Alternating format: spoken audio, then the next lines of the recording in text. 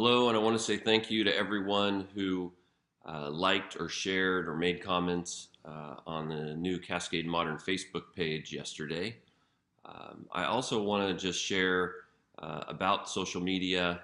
A couple things that I'm hoping to do, and I'll be doing in this video, is one is I want to inspire people for design, for ideas, for materials, maybe even DIY projects. I'm just finishing editing a video for a concrete and slab wood countertop that's in fact behind me. But I put a video together on how to build that, and I'll be getting that out soon. The other thing that I'd like to do is share and talk about building design, building science, ideas.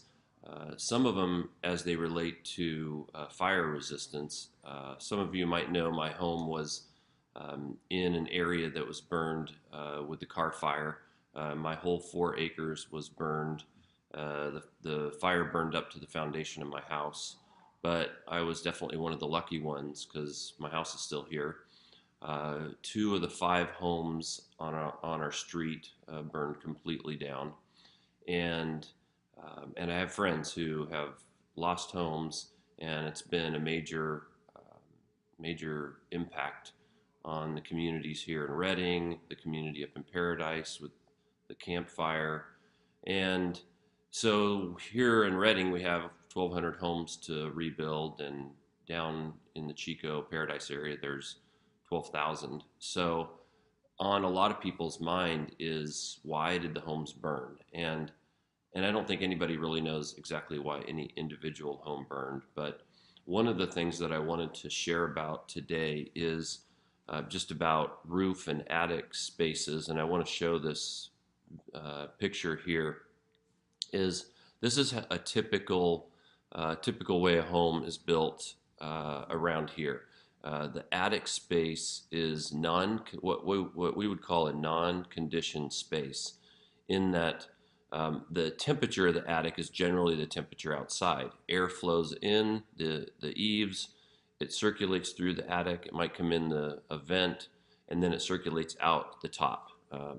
And so this is generally how attic spaces are designed here. There's insulation that's on top of the sheetrock for above the living space, and then the other thing that happens is, a lot of times in this area, heating and air conditioning systems and all the ducting are in the attic. So you can imagine, from a fire standpoint, I think this creates a challenge because hot embers and superheated air can get into this area, and can get into places that are compromised for starting fires. So there's a couple other ways to build attics, and one is what we call a conditioned attic. And I'll show a picture of that. I built one of these some years ago up in Hood River, Oregon. This is a typical attic space. This one here on the right is a simplified version of a conditioned attic. So essentially what we do is we take this decking that forms the roof, and we put foam underneath this decking, and it's like spray foam. I'll show you a picture here.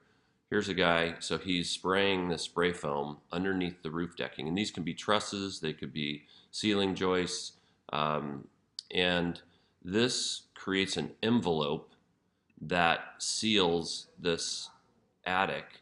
And now the air conditioning unit, the ducting, everything is generally the same temperature as the house.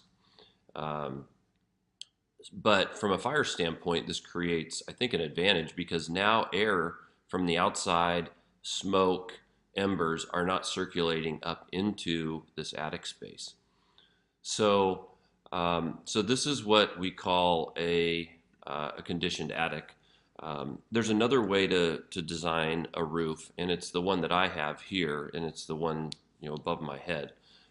This is what I would call kind of a modified SIP panel, and a SIP panel is it stands for structural insulated panel, and so this is plywood that sandwiched above and below um, foam.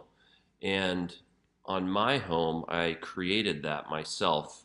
I put this finished plywood on above these trusses and then put on 8 inches of insulation rigid foam, capped that with plywood, and then screwed the whole thing together and put a roof on it. So this roof that I have doesn't have an attic space. It's about 12 inches thick of plywood, foam, and roofing that creates a rigid area with no air in it. Um, Sometimes they call those a hot roof. So these two types of kind of roof assemblies can be done that don't create convection or bring air from the outside into your attic space. And I just wanted to throw those out because there's a lot of people looking at how to design their new homes. They're thinking about fire. They're wondering how do we do it, and the obvious things are siding and windows and some of those sorts of things. But I think some of the not so obvious things are having to do with convection into the attic space.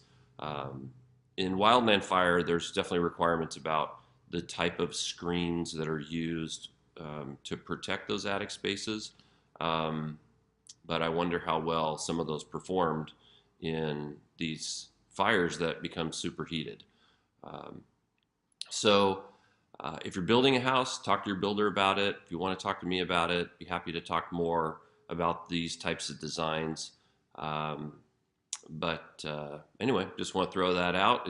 I'll also provide some links to this video. There's some other great videos out there that do a way better job of explaining these systems. But really just want to get the idea out for this part of our community that there's other ways to build your home and structure the roof to potentially help fight against fires. And then you can also see, just a massive advantage. I'll show you my house here. You can see the ducting, and there's the ducting there. So all that ducting is in our conditioned space, and so when the AC or the heat comes on, those ducts don't have to change temperature, being in non-conditioned space. So anyway, that's just some thoughts about some building science ideas. Again, I want the social media for Cascade Modern to educate, to inspire folks. And again, I want to say thank you to everybody who joined on and liked the page and sharing about the business, and hope you all take care.